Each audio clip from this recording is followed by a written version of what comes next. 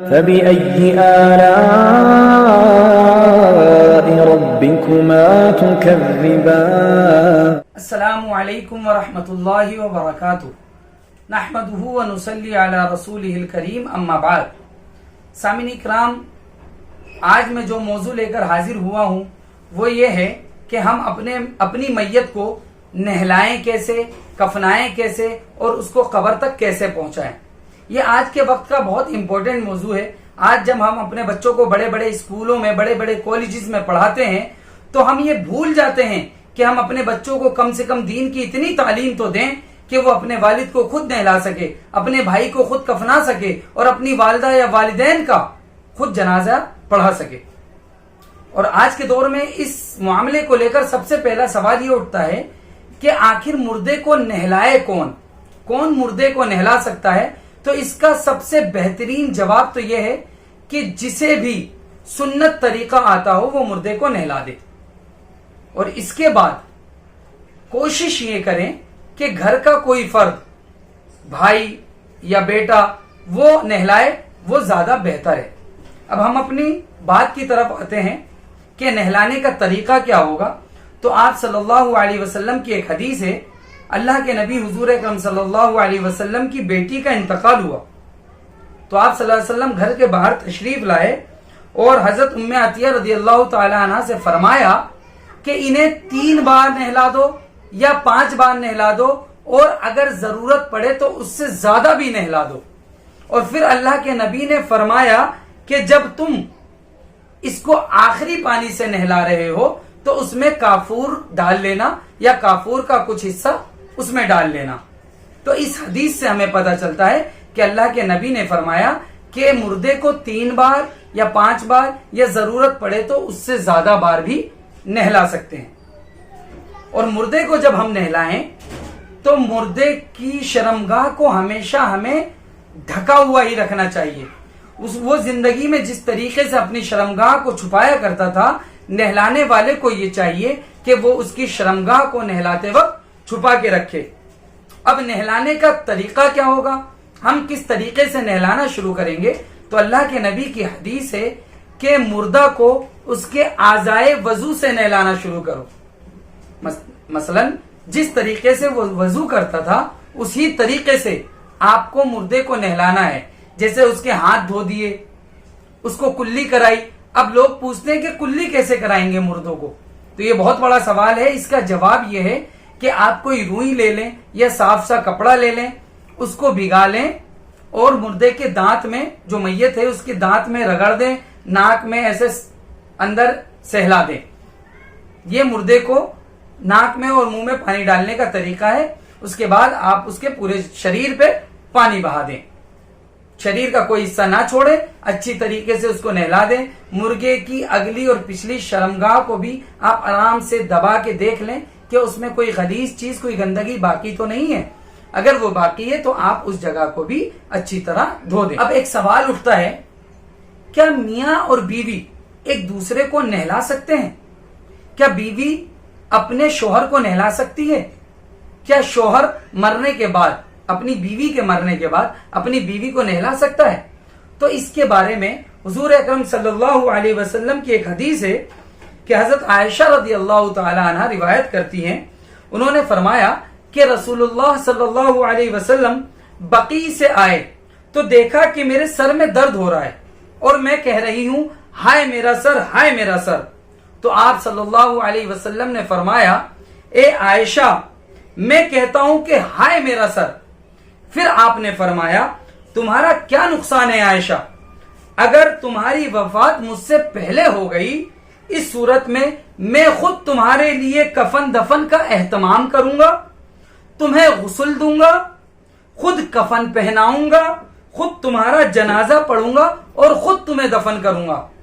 اس حدیث سے پتہ چلتا ہے کہ اللہ کے نبی نے حضرت عائشہ رضی اللہ تعالی عنہ سے کہا کہ میں خود تمہیں نہلاؤں گا۔ تو یہ حدیث دلیل ہے کہ ایک شوہر اپنی بیوی کو نہلا سکتا ہے۔ اور اسی طرح بیویوں کے نہلانے کی حدیث یا دلیل کیا ہے؟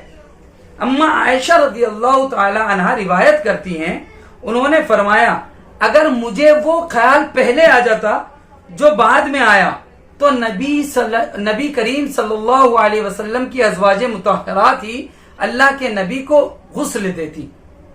تو ان دو حدیثوں سے پتہ چلتا ہے کہ میاں بیوی ایک دوسرے کو مرنے کے بعد نہلا سکتے ہیں.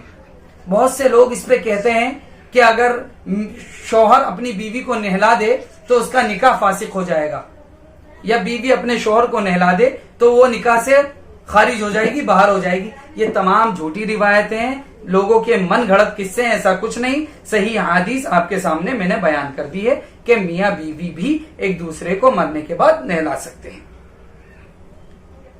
اور جب بھی نہلانے والا یا کوئی بھی دوسرا شخص کسی مردے کو دیکھے، کسی میت کو دیکھے اور اس کی آنکھ کھلی ہوئی ہو تو اسے چاہیے کہ وہ اس کی آنکھ کو ڈھک دے، کیونکہ اللہ کے نبی حضور اکرم صلی اللہ علیہ وسلم نے فرمایا کہ جب روح قبض کی جاتی ہے تو نظریں روح کا تعاقب کرتی ہیں، روح کا پیچھا کرتی ہیں. تو آپ کو چاہیے کہ آپ اس کی آنکھوں کو ڈھک دیا کریں. اور بہت سے لوگ آج کے ٹائم میں مردوں کو نہلانے سے ڈرتے ہیں، قطراتے ہیں. بیٹا اپنے والد کو نہلاتے وقت گھبراتا ہے کہ میں زندگی میں کبھی میں نے کسی کو نہلایا نہیں، اپنے والد کو کیسے نہلاؤں، اپنے بھائی کو کیسے نہلاؤں، مجھے بہت ڈر لگتا ہے. تو آئیے اس کے بارے میں اللہ کے نبی حضور اکرم صلی اللہ علیہ وسلم کی ایک بہت ہی بہترین حدیث آپ کو سناتا ہوں. اللہ کے نبی حضور اکرم صلی اللہ علیہ وسلم نے ارشاد فرمایا کہ قبروں کی زیارت کیا کرو جو تمہیں آخرت کی یاد دلاتی ہے، اور مردوں کو غسل دیا کرو کیونکہ میت کے جسم کو درست کرنا بہت ہی بہترین نصیحت ہے. اللہ کے نبی نے فرمایا مردوں کو غسل دیا کرو کیونکہ مردے کو صاف ستھرا کرنا یہ بہت ہی بہترین نصیحت ہے. اور نماز جنازہ پڑھا کرو، شاید کہ اس کی وجہ سے تم غمگین ہو جاؤ، اور غمگین لوگوں کو اللہ بہت پسند کرتا ہے. میرے بھائی، تم مردے کو نہلانے میں آگے بڑھ کر حصہ لو تاکہ مردے کی کیفیت دیکھ کر آپ کو اپنی آخرت کی فکر ہو. جنازہ پڑھا کرو تاکہ جنازہ پڑھ کر آپ کو اپنی آخرت کی فکر ہو. اور جو مردے کو نہلائے گا وہ مردے کو ہڑبڑی میں نہ نہلائے کہ اس کو ایسے پلٹا الٹا سیدھا اور نہلا دیا، اس کے ہاتھ موڑ دیے. نہیں میرے بھائی، اسلام جتنی عزت زندوں کی کرنے کی اجازت دیتا ہے اتنی ہی بہلائی، اتنی ہی بہتری مردوں کے ساتھ بھی کرنے کی اجازت دیتا ہے اور حکم دیتا ہے. میں آپ کو ام المومنین حضرت عائشہ رضی اللہ تعالی عنہ کی ایک روایت سناتا ہوں، جہاں حضرت عائشہ رضی اللہ تعالی عنہ بیان کرتی ہیں کہ اللہ کے نبی حضور اکرم صلی اللہ علیہ وسلم نے فرمایا کہ جب تم میت کے پاس جاؤ تو میت کی ہڈی نہ توڑو. میت کی ہڈی توڑنا ایسا ہی ہے جیسے زندہ کی ہڈی توڑنا ہے. اللہ اکبر. ہمارا اسلام، مذہب اسلام ایسا مذہب ہے جو میت کے ساتھ بھی حسن سلوک کرنے کا حکم دیتا ہے. اب اندازہ لگاؤ کہ ہمارا اسلام زندہ لوگوں کے ساتھ محبت، امن اور امن کا پیغام پہنچانے کی کتنی اجازت اور کتنا حکم دیتا ہوگا. لیکن لوگوں نے آج اسلام کو لے کر من گھڑت کہانیاں بیان کر رکھی ہیں. تو ہمیں ان باتوں پر دھیان نہیں دینا ہے، ہمیں زندوں کی بھی عزت کرنی ہے اور مردوں کی بھی عزت کرنی ہے. اب ہم ایک ایسے موضوع کی طرف بڑھے ہیں کہ جہاں ترمذی شریف کی ایک حدیث ہے، نبی اکرم صلی اللہ علیہ وسلم نے فرمایا میت کو نہلانے سے غسل ہے اور اس کو اٹھانے سے وضو ہے. مطلب جو میت کو نہلائے گا وہ غسل کرے گا اور اٹھا کے لانے والا وضو کرے گا. غسل کا حکم کیوں ہے؟ کہ ہو سکتا ہے کہ میت کے شریر پر کوئی غلیظ چیز لگی ہوئی ہو اور وہ ہمارے جسم پہ پڑ جائے یا چھینٹے ویٹے آ جائیں تو اس کی وجہ سے غسل ہے. لیکن اس میں علماء کا اختلاف ہے. اس حدیث کو لے کر علماء کا اختلاف ہے، وہ میں اختلاف آپ کے سامنے بیان کر دیتا ہوں. بعض اہل علم کا خیال ہے کہ جب کوئی کسی میت کو غسل دے تو اس پر غسل ہے. بعض کہتے ہیں اس پر وضو ہے. مالک بن انس کہتے ہیں میت کو غسل دینے سے غسل کرنا میرے نزدیک مستحب ہے، میں اسے واجب نہیں سمجھتا. اسی طرح امام شافعی کا بھی یہی قول ہے، امام احمد بن حنبل بھی اسی طرح کہتے ہیں اور کہتے ہیں کہ جس نے میت کو غسل دیا تو مجھے امید ہے کہ اس پر غسل واجب نہیں ہوگا. رہی وضو کی بات تو یہ سب سے کم ہے جو اس سلسلے میں کہا گیا ہے. اور اسحاق بن راہویہ کہتے ہیں وضو ضروری ہے، غسل ضروری نہیں ہے. اور عبداللہ بن مبارک سے مروی ہے کہ انہوں نے کہا جس شخص نے میت کو غسل دیا وہ نہ غسل کرے گا اور نہ وضو کرے گا. تو یہ تمام ائمہ کی اور تمام محدثین کی جو کچھ اقوال ہیں وہ میں نے آپ کے سامنے رکھ دیے. اب اگر آپ میت کو غسل کرانے کے بعد وضو کر لیتے ہیں یا غسل کر لیتے ہیں وہ بھی بہتر ہے، کیونکہ بعض محدثین نے یہاں تک کہا ہے کہ غسل اور وضو دونوں میں سے کچھ بھی ضروری نہیں ہے. اب یہ آپ کے اوپر ہے کہ آپ کو کیا بہتر لگتا ہے، آپ وہ کر سکتے ہیں کیونکہ تمام دلیلیں موجود ہیں. اب ایک بہت امپورٹنٹ چیز میں آپ کو بتانے جا رہا ہوں مردے سے ریلیٹڈ، جو خاص کر عورتوں میں پائی جاتی ہے اور ہمیں اس کو سدھارنا چاہیے. حضرت ام سلمہ رضی اللہ تعالی عنہ بیان کرتی ہیں کہ نبی کریم صلی اللہ علیہ وسلم نے فرمایا کہ جب تم کسی مریض یا میت کے پاس جاؤ تو اچھی باتیں کہو، اچھی باتیں بیان کرو، کیونکہ تمہاری ہر بات پر فرشتے آمین کہتے ہیں. آج جب ہم کسی میت کے پاس جاتے ہیں تو ہم عورتوں کو دیکھتے ہیں کہ وہ پرانے قصے اور نہ جانے کیا کیا باتیں وہاں پر لے کر بیٹھ جاتی ہیں. تو ان چیزوں سے مرد بھی آج کل ایسا ہی کر رہے ہیں کہ وہاں پہ بیٹھے ہوئے ہیں میت کے پاس اور گپے مار رہے ہیں اور باتیں چل رہی ہیں. تو مرد اور عورت دونوں کو ان چیزوں سے بچنا چاہیے اور میت کے پاس بیٹھ کر اچھی اچھی باتیں کرنی چاہیے تاکہ فرشتے جب آمین کہیں اللہ قبول کر لے تو اللہ پاک اس میت کو ان باتوں کے ذریعے ہی جنت نصیب کر دے. اب آتے ہیں کہ میت کو ہم کپڑا کیسا پہنائیں گے، کس کلر کا کپڑا پہنائیں گے. تو آپ صلی اللہ علیہ وسلم نے فرمایا کہ سفید کپڑے پہنو.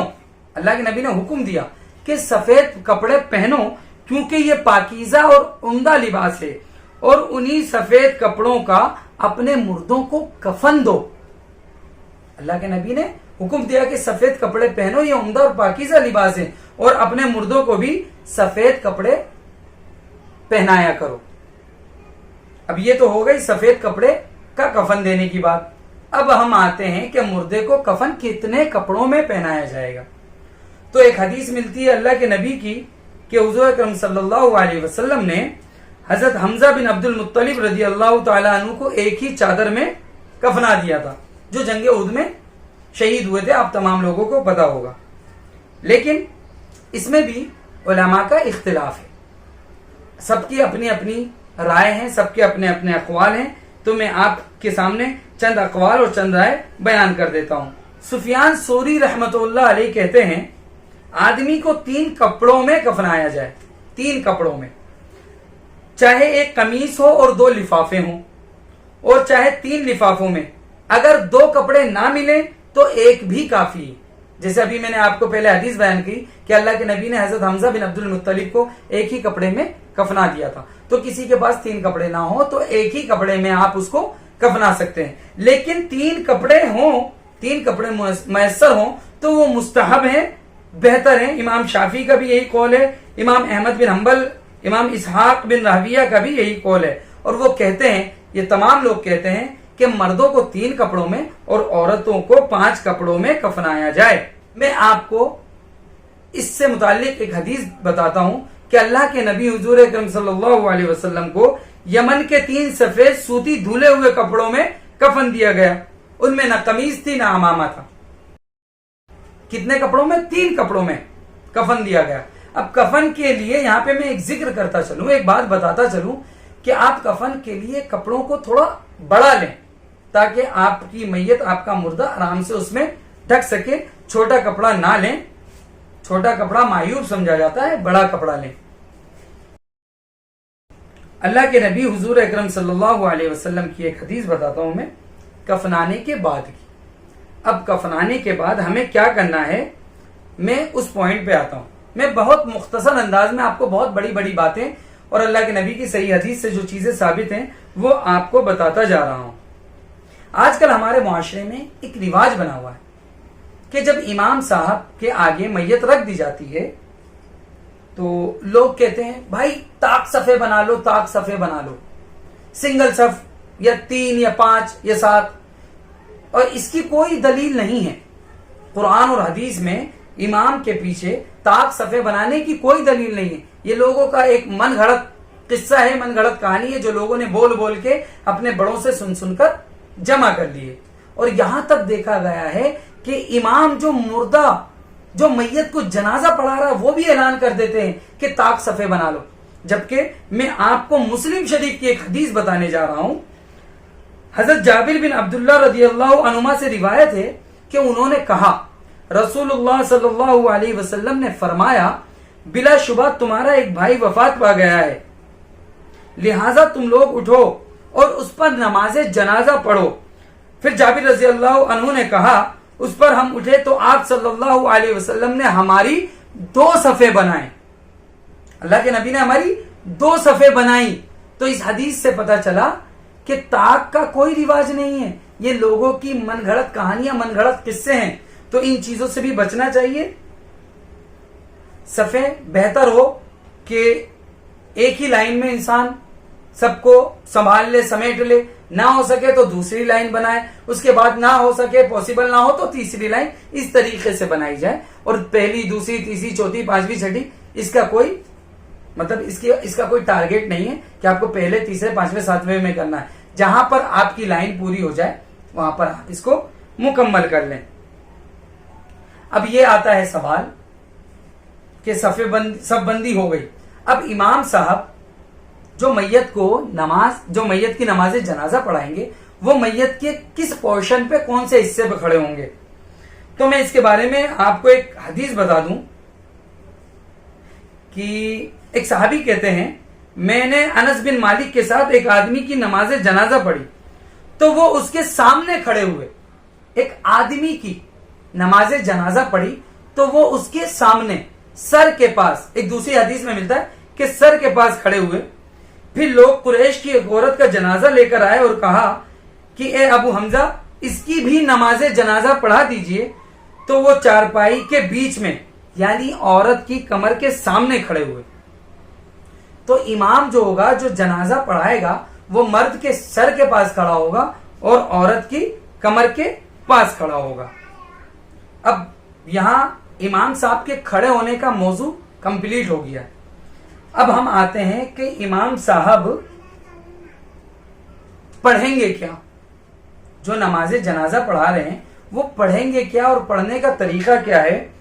تو اس پہ میں اللہ کے نبی کی ایک حدیث آپ کو بتاتا ہوں۔ حضرت طلحہ بن عبداللہ بن عوف بیان کرتے ہیں کہ میں نے حضرت ابن عباس رضی اللہ عنہما کے پیچھے ایک میت کا جنازہ پڑھا۔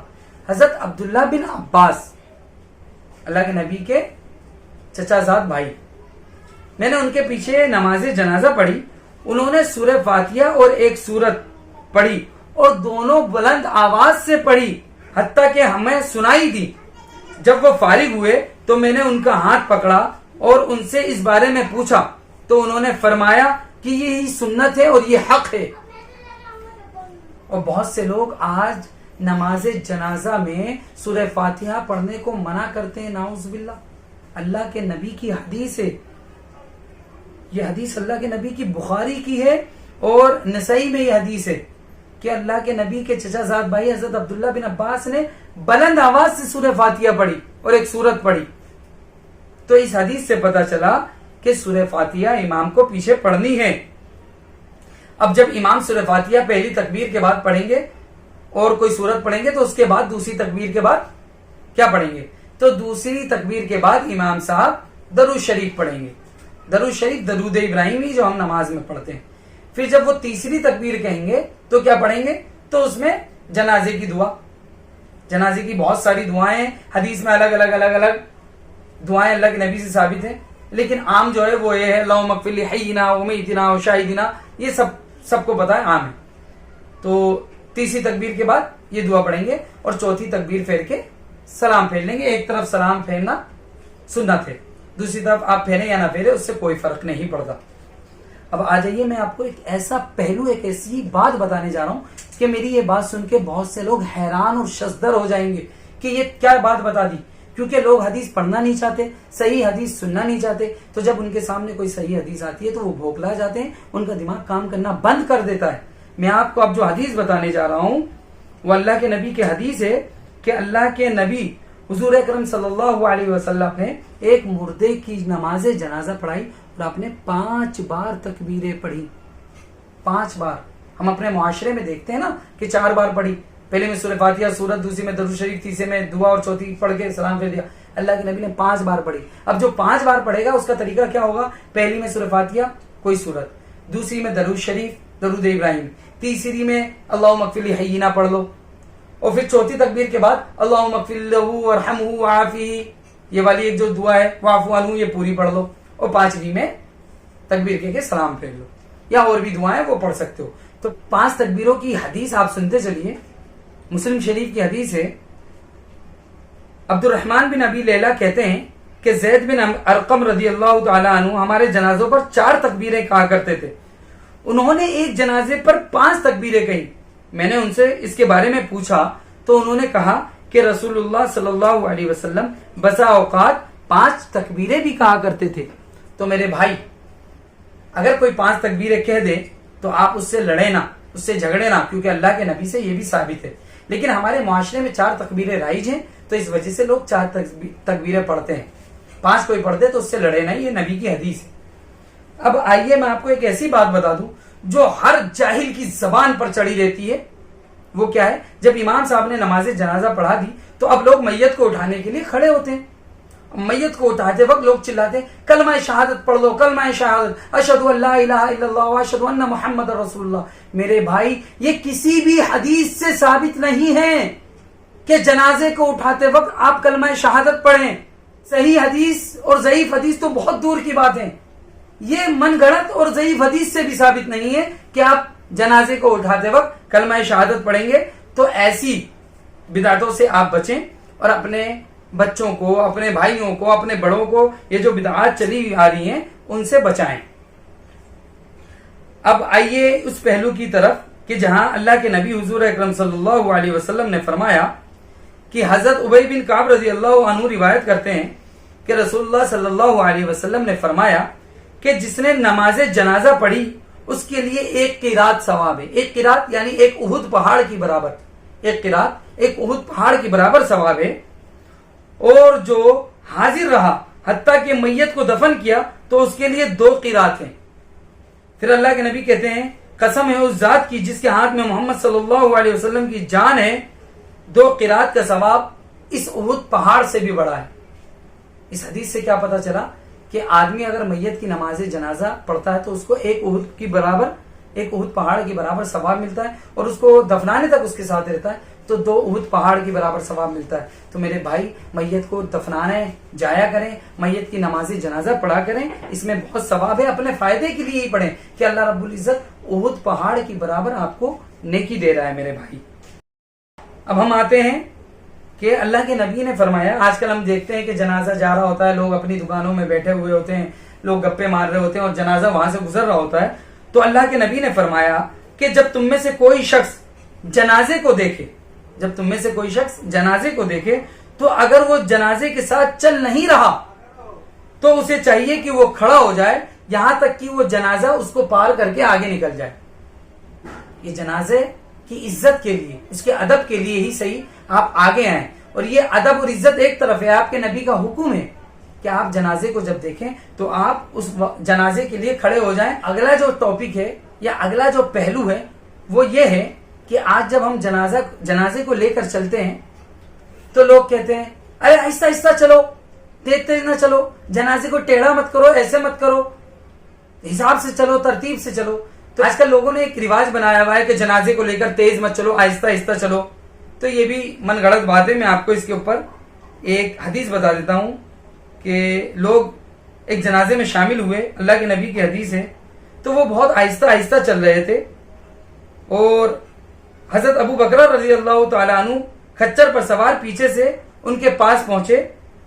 جب انہوں نے حضرت ابو بکر نے ان لوگوں کو آہستہ آہستہ چلتے دیکھا تو ان کی طرف کھچر کو دوڑایا اور کوڑا لہرایا اور فرمایا راستہ چھوڑو، یعنی میت کے آگے سے ہٹ جاؤ، مجھے قسم ہے اس ذات کی جس نے ابو القاسم یعنی صلی اللہ علیہ وسلم کے چہرے انور کو عزت دی ہے، مجھے اچھی طرح یاد ہے کہ ہم تو رسول اللہ صلی اللہ علیہ وسلم کی موجودگی میں میت کو اٹھا کر تیز تیز چلتے تھے۔ تو یہ ہلکے چلنے کا کوئی رواج نہیں ہے بھائی، کوئی صحیح حدیث سے ثابت نہیں ہے، بلکہ میت کو لے کر تھوڑی تیزی سے چلیں۔ تیزی کا مطلب یہ نہیں کہ آپ دوڑیں، مطلب تھوڑا میانہ روی اختیار کریں، تھوڑی تیز تیز چلیں، ٹھیک ہے۔ اب ہم میت کو لے کر چل دیے، اب میت کو آپ کندھے پہ بھی لے کے جا سکتے ہیں، گاڑی پہ بھی لے کے جا سکتے ہیں، اس میں کوئی حرج نہیں۔ آپ کو میت کو منزل مقصود تک پہنچانا ہے، قبرستان تک پہنچانا ہے۔ اب جب ہم قبرستان میں داخل ہوں گے تو قبرستان میں داخل ہونے کی دعا کیا ہے؟ تو اللہ کے نبی کی حدیث ہے کہ جب اللہ کے نبی قبرستان میں جایا کرتے تو پڑھتے تھے السلام علیکم دار قوم مؤمنین وانا انشاءاللہ بکم لاحقون۔ یہ اللہ کے نبی کی حدیث ہے۔ اور ایک حدیث ملتی ہے اللہ کے نبی جب قبرستان میں جاتے تو کہتے ہیں السلام علیکم یا اہل القبور۔ تو یہ بھی حدیث ہے، یہ دعائیں ہیں، اللہ کے نبی جب قبرستان میں جاتے تو یہ دعائیں پڑھتے تھے۔ اب جب ہم قبرستان میں داخل ہو چکے ہیں تو اس کا آگے کا پروسیس جان لیتے ہیں۔ اس کا آگے کا پروسیس یہ ہے کہ مردے کو قبر میں ڈالتے وقت ہم کیا دعا پڑھیں گے۔ جب ہم مردے کو قبر میں ڈال دیں گے یا اس کے اوپر مٹی ڈالیں گے یا مردے کو قبر میں ڈالیں گے تو کیا دعا پڑھیں گے؟ تو اللہ کے نبی سے بالکل صحیح سند کے ساتھ یہ حدیث ثابت ہے کہ اللہ کے نبی یہ دعا پڑھتے تھے بسم اللہ وعلی ملت رسول اللہ، بسم اللہ وعلی سنت رسول اللہ۔ اور بعض حدیث میں یہ الفاظ ایسے بھی ملتے ہیں بسم اللہ وباللہ وعلی ملت رسول اللہ، بسم اللہ وباللہ وعلی سنت رسول اللہ صلی اللہ علیہ وسلم۔ اب جب ہم نے مردے کو قبر میں لٹا دیا تو اب ہم اس پہ مٹی ڈالیں گے۔ تو مٹی ڈالنے کا طریقہ کیا ہے؟ اللہ کے نبی نے یہ بتایا ہے کہ حضرت ابو ہریرہ رضی اللہ تعالیٰ عنہ سے روایت ہے کہ رسول اللہ صلی اللہ علیہ وسلم نے ایک میت کا جنازہ پڑھا، پھر اس کی قبر پر آئے اور اس کے سر کی طرف سے اس پر مٹی کی 3 لپیں ڈالی۔ سر کی طرف سے مٹی کی 3 لپیں ڈالی، یہ نبی کی سنت ہے اور ہمیں نبی کی سنت سے انحراف نہیں کرنا چاہیے۔ جب ہمیں نبی کی سنت پتہ ہو گئی تو ہمیں چاہیے کہ ہم اس پر عمل کریں۔ اب جب ہم نے میت کو دفنا دیا، یہ ہم شروع سے چلتے ہوئے آ رہے ہیں، نہلانے سے، کفنانے سے، اس کی نماز جنازہ پڑھانے سے، اب ہم نے میت کو دفنا دیا۔ اب ہمارا اگلا کام کیا ہے؟ تو حضرت عثمان بن عفان رضی اللہ عنہ سے مروی ہے کہ نبی صلی اللہ علیہ وسلم جب میت کو دفن کر کے فارغ ہو جاتے تو قبر پر رکتے اور فرماتے اپنے بھائی کے لیے استغفار کرو اور ثابت قدمی کی دعا کرو، بے شک اب اس سے سوال کیا جائے گا۔ اللہ کے نبی کہتے کہ قبر پر رکو اور اپنے بھائی کے لیے دعا کرو اس کی مغفرت کی، کیونکہ اب اس سے سوال کیا جائے گا۔ اور ایک حدیث میں آتا ہے کہ مرنے کے بعد انسان صرف آپ کی دعاؤں کا محتاج ہوتا ہے، اس کو کسی اور چیز کی ضرورت نہیں ہوتی۔ تو میرے بھائیوں، مرنے کے بعد اپنے والدین کے لیے، اپنے بھائیوں کے لیے، رشتہ داروں کے لیے، عزیز و اقارب کے لیے دعا کیا کریں اور قبروں پر کھڑے ہو کر دعا کیا کریں، تاکہ اللہ کے نبی کی جو حدیث ہے کہ آپ اپنے بھائی کی استقامت کے لیے دعا کریں کہ اس کے اوپر جو سوال جواب شروع ہونے والا ہے اللہ اس میں اس کو کامیابی دے۔ اب اس سے آگے ایک بہت ہی امپورٹنٹ چیز اور لاسٹ چیز جو میں آپ کو بتانے جا رہا ہوں کہ اب ہم نے میت کو دفنا دیا، اس کے لیے دعائیں کر لی، اب ہم لوٹ کے آ رہے ہیں۔ اب جب ہم گھر پہنچتے ہیں تو میت کے گھر والے مرغ مسلم تیار کرواتے ہیں، آلو گوشت، دلی کا رواج ہے، کئی جگہوں پہ بریانی بنتی ہے، کئی جگہوں پہ قورمے بنتے ہیں۔ تو اس چیز کو میں کلیئر کر دوں، اللہ کے نبی کی حدیث ہے کہ جب جعفر طیار کے مرنے کی خبر آئی تو نبی اکرم صلی اللہ علیہ وسلم نے فرمایا کہ جعفر کے گھر والوں کے لیے کھانا پکاؤ۔ لوگوں سے کہا کہ جعفر کے گھر والوں کے لیے کھانا پکاؤ، اس لیے کہ آج ان کے پاس ایسی چیز آئی ہے جس میں وہ مشغول ہیں۔ تو گھر والوں سے امید نہ کرو، جن کے گھر میں اتنا بڑا حادثہ ہوا ہے، جنازہ ہوا ہے، میت ہوئی ہے، ان سے امید نہ کرو کہ وہ تمہارے لیے دیگیں بنوائیں، بلکہ پڑوسیوں کو چاہیے، رشتہ داروں کو چاہیے کہ میت کے گھر والوں کے لیے کھانا بنا کر بھیجیں۔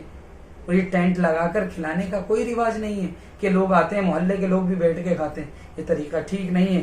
اب اللہ سے دعا ہے کہ اللہ رب العزت ہماری ان تمام باتوں پر ہمیں عمل کرنے کی توفیق عطا فرمائے۔ اور مجھے امید ہے آپ کی بہت ساری چیزیں اس آج کے موضوع میں کلیئر ہو گئی ہوگی الحمدللہ۔ اور ہمیں چاہیے کہ ہم خود اپنے والدین کا والد کا جنازہ پڑھائیں. اور آخر میں ایک چیز بتا دوں کہ مرد کو مرد ہی نہلائے گا, عورت کو عورت ہی نہلائے گی. بس یہاں پر میاں اور بیوی اس بات سے مستثنا ہیں کہ میاں بیوی ایک دوسرے کو نہلا سکتے ہیں. جزاکم اللہ خیر. السلام علیکم ورحمۃ اللہ وبرکاتہ.